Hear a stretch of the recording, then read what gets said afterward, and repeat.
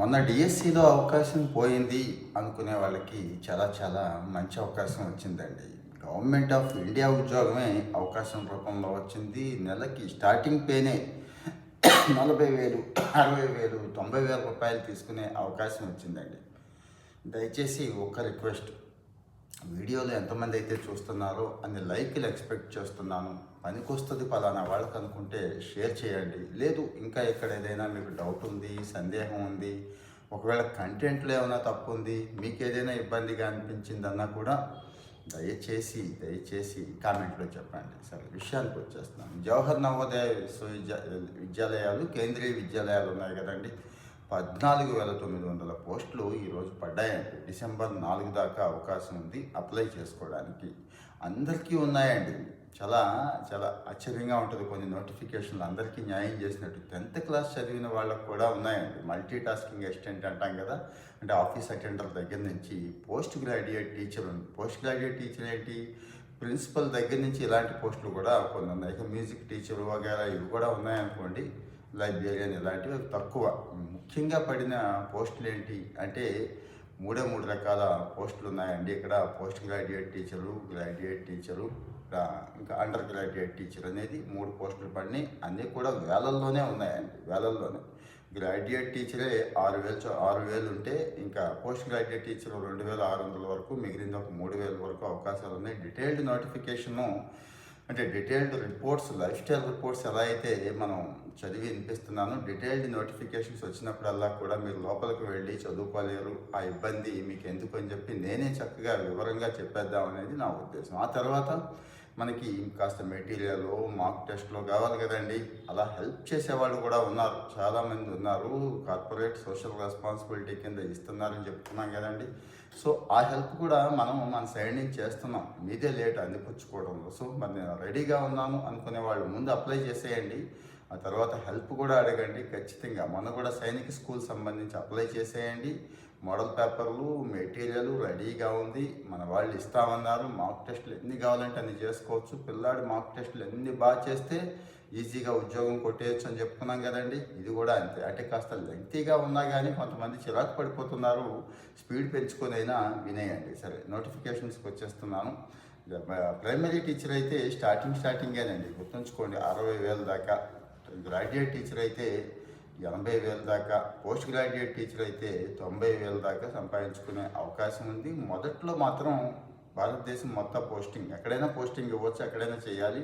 కొంత అనుభవం వచ్చిన తర్వాత సొంత రాష్ట్రానికి, సొంత ప్రాంతానికి వచ్చేసే అవకాశం ఉంది. సో మరి స్టేట్ డిఎస్సీలతో పోల్చుకుంటే ఇది కూడా చాలా అట్రాక్టివ్గా ఉంది కదండి, ఆకర్షణీయంగా ఉంది కదా. ఇక్కడ పోస్ట్ గ్రాడ్యుయేట్ టీచర్ అనగానే అర్థం చేసుకోవాలి, ఈ పోస్ట్ గ్రాడ్యుయేషన్ చేసిన వాళ్ళ అందరికీ ఇక్కడ అవకాశం ఉంది. ఆల్మోస్ట్ ఆల్ 300 దాకా ఇక్కడ పోస్టులు అయితే ఉన్నాయి. 50% అర్హత. పీజీలో మీరు ఏ పీజీ చదివినా కానీ 50% అర్హత ఉండాలని చెప్పారు. వయసు మాత్రం 40 ఏళ్ళు మించకూడదు. ఇక ట్రైన్డ్ గ్రాడ్యుయేట్ టీచర్, ఇక్కడ వయసు వీళ్ళకి 35 ఏళ్ళే ఇచ్చారు. ఎనీ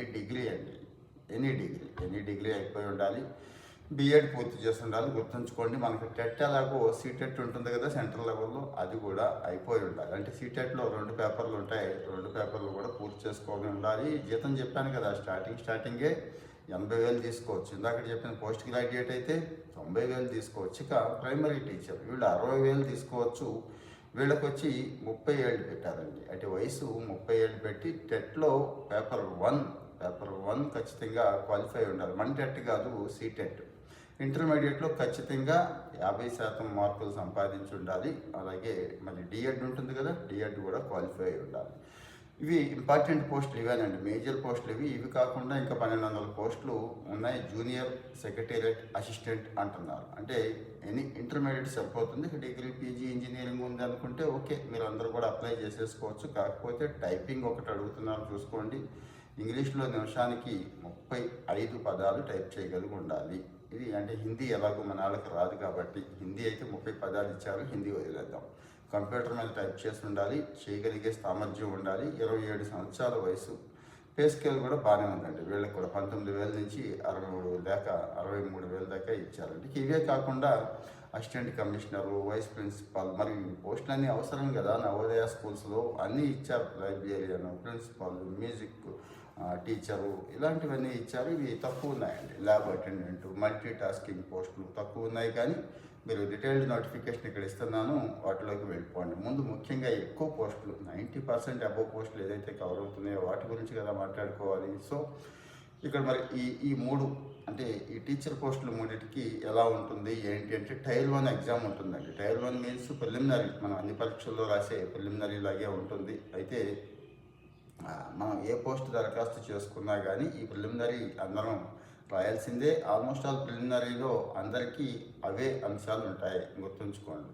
అంటే ఇంటర్మీడియట్ లెవెల్లో ఉంటాయి, డిగ్రీ లెవెల్లో ఉంటాయి, పీజీ లెవెల్లో ఉంటాయి. మరి ఈ పోస్టులు జాగ్రత్తగా మీరు ఒక మల్టీ టాస్కింగ్ వాళ్ళకి తప్పించి అందరికీ కూడా ఈ టెస్ట్ ఉంది కాబట్టి ఈ టెస్టు 300 మార్కులకి ఇస్తాము అని చెప్తున్నారు. 2 గంటల టైం ఇస్తారు. ప్రతి ప్రశ్నకి అంటే 3 మార్కులు అంటే 100 ఆబ్జెక్టివ్ అండి, భయపడక్కర్లేదు. కానీ భయపడాల్సిన విషయం ఇంకోటి ఉంది, మైనస్ మార్కింగ్ కూడా ఉందండి. ఇక్కడ 1 మార్కు తీసేస్తూ ఉంటారు తప్పు పెడితే కనుక. సో ఇక్కడ ఏముంటాయంటే జనరల్ స్టడీస్లో జనరల్గా మీకు తెలుసు ఏముంటాయి అనేది. జనరల్ స్టడీస్ ఉంటుంది, రీజనింగ్ ఉంటుంది, అర్థమెటిక్ ఉంటుంది, మెంటల్ ఎబిలిటీ ఉంటుంది, బేసిక్ కంప్యూటర్ లిటరసీ ఉంటుంది, అలాగే కాస్త ఇంగ్లీష్ లాంగ్వేజ్ ఉంటుంది. అలాగే మనం ఒక భాష సెలెక్ట్ చేసుకోమంటారు ఇందులో, ఆ భాష నుంచి ఒక 10 ప్రశ్నలు ఉంటాయండి. ఇవి ప్రిలిమినరీ ఎగ్జామ్. ఈ ఎగ్జామ్ క్వాలిఫై అవ్వాలి ఖచ్చితంగా. ఎందుకంటే మరి సెకండ్ లెవెల్ ఎగ్జామ్కి వెళ్ళాలి అంటే టైర్ 2 ఎగ్జామ్కి వెళ్ళాలంటే ఇక్కడ స్కోర్ చూస్తారండి. అంటే 1:10 తీస్తారు. అంటే మొత్తం పోస్టులు సపోజ్ 14,000 ఉన్నాయి అనుకుందాం. అన్నీ లేవులేండి, ఉంటే అనుకుంటే 1,40,000 మందిని తీస్తారు. సో మరి టైర్ 2 ఎగ్జామ్కి వెళ్ళే అవకాశం జస్ట్ ఈ ఎగ్జామ్ ద్వారా ఉంటుంది కాబట్టి దీన్ని జాగ్రత్తగా పట్టుకోవాలి. ప్రీవియస్ పేపర్ల దగ్గర నుంచి చాలా ఉన్నాయండి. నెక్స్ట్ టైర్ 2 మరి ఇక్కడ ఏ పోస్ట్కి అయితే దరఖాస్తు చేసుకున్నామో ఆ పోస్టుని బేస్ చేసుకొని 1:10 గుర్తుంచుకోండి. అంటే అక్కడ 3,000 పోస్టులు ఉన్నాయనుకోండి, ఇక్కడ 30,000 మందిని తీస్తారు ఈ ఎగ్జామ్కి అన్నట్టు. ఇక్కడ సబ్జెక్టులు వారి విడివిడిగా ఉంటాయండి ఎగ్జామ్ దీనికి మాత్రం. అంటే సోషల్ వాళ్ళకి సోషల్, బయాలజీ, మ్యాథ్స్ అట్లా. అంటే టీచర్ పోస్టులు కదా, అందుకు అంటున్నాను. సో మరి ఇక్కడ 2.5 గంటలు ఇస్తారట. ఇక్కడ 2.5 గంటలు ఇస్తాము. ఒక్కొక్క ప్రశ్నకి 1 మార్కు చొప్పున ఆబ్జెక్టు 4 మార్కులు ఇస్తారు. 60 ప్రశ్నలు ఇస్తారు. గుర్తుంచుకోండి. డిస్క్రిప్టివ్ కూడా ఉంటాయండి. అంటే పేపర్ కూడా ఇస్తారు, పెన్నవి మనం తీసుకెళ్తాం. కొన్ని ప్రశ్నలకు డిస్క్రిప్టివ్ కూడా రాయాల్సి ఉంటుంది అని మెన్షన్ చేశారు. ఓల్డ్ పేపర్లు దొరుకుతున్నాయండి, భయపడక్కర్లేదు.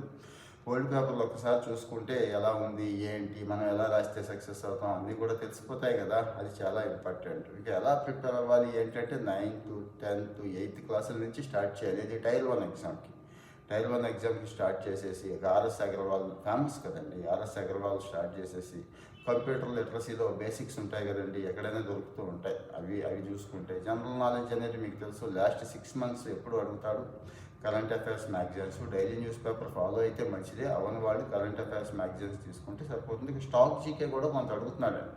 అంటే ప్రపంచంలో పెద్దవి, ఎత్తైనవి, లోతైనవి, దేశాలు, రాజధానులు ఇలా చాలా ఉంటాయి కదా, స్టాక్ జీకే అంటాం. కానీ ఎక్కువగా స్టాక్ జీకే కంటే కూడా మామూలుగా రెగ్యులర్ క్వశ్చన్లే ఎక్కువ ఉంటున్నాయి కాబట్టి అది చూసుకోండి. అలాగే ఇంగ్లీష్ లాంగ్వేజ్ సింపుల్ ఇంగ్లీష్ లాంగ్వేజ్గా ఉంటుంది, ప్రాథమిక ప్రశ్నలే అడుగుతారు అని చెప్తున్నారు. సో మరి టైర్ 2 ఎగ్జామ్కి ఇది టైర్ 1 ఎగ్జాము.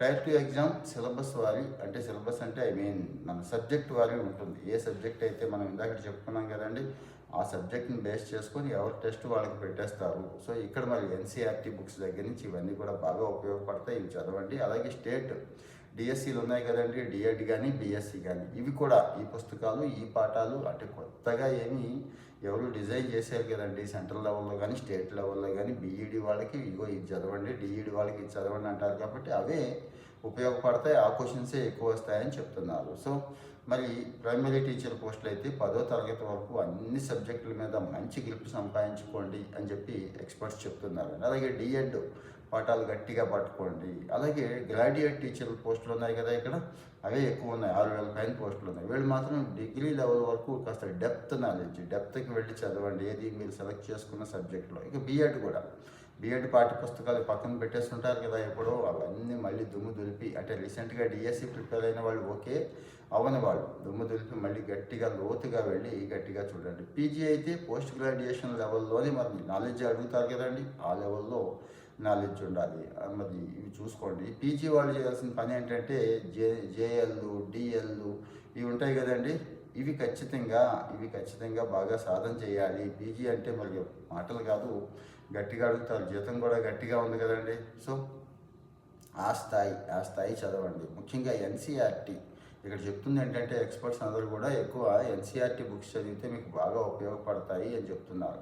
అలాగే పీజీ టీచర్లు అయితే యూజీసీ నెట్ సిఎస్ఐఆర్ ఉంటుంది కదండి, అవి కూడా చదవండి అని చెప్తున్నారు ఎక్కువ మార్కులు స్కోర్ చేయడానికి.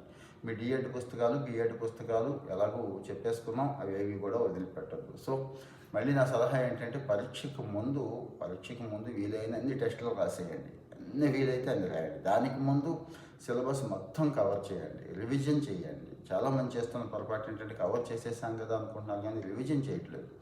1-2 సార్లు బాగా రివిజన్ చేయండి. ఎంత మంచి రివిజన్ అయితే అంత ఉపయోగపడుతుంది మీకు అని చెప్పడం నా ఉద్దేశం. సో మరి డేట్ అయితే డిసెంబర్ 4 దాకా ఉంది, ఇబ్బంది ఏమీ లేదు. ఫీజు కాస్త ఎక్కువే పెట్టారు. ఎస్సీ ఎస్టీ వికలాంగులకి అయితే మాత్రం ఫీజు ఏమీ లేదు, కానీ మిగిలిన వాళ్ళకి పోస్ట్ ప్రకారం అంటే మల్టీ టాస్కింగ్ అసిస్టెంట్కి 10th క్లాస్ క్వాలిఫికేషన్ ఉన్న వాడికి 1200 పెడితే పీజీ టీచర్కి 2300 దాకా ఇక్కడ ఫీజు పెట్టారు. సో ఫీజు, ప్రాసెసింగ్ ఫీజు వగేరా అన్ని వివరాలు ఇక్కడ ఇస్తున్నాను. సిబిఎస్ఈ అండి ఇది కండక్ట్ చేస్తోంది, సిబిఎస్ఈ వాళ్ళు, సెంట్రల్ బోర్డు తెలుసు కదా మీకు, వాళ్ళు కండక్ట్ చేస్తున్నారు. వెబ్సైట్ కూడా వాళ్ళదే, మీరు డైరెక్ట్గా గూగుల్ కొట్టినా వచ్చేస్తుంది. లేదు నేను ఇక్కడ వివరాలు ఇస్తాను, మీరు వెళ్ళి నోటిఫికేషన్ చదువుకుంటాను అంటే ఆ డాక్యుమెంట్ కూడా, ఆ పీడిఎఫ్ డాక్యుమెంట్ నోటిఫికేషన్ 10-20 పేజీలు ఉంటుంది కాబట్టి అది కూడా ఇస్తానండి.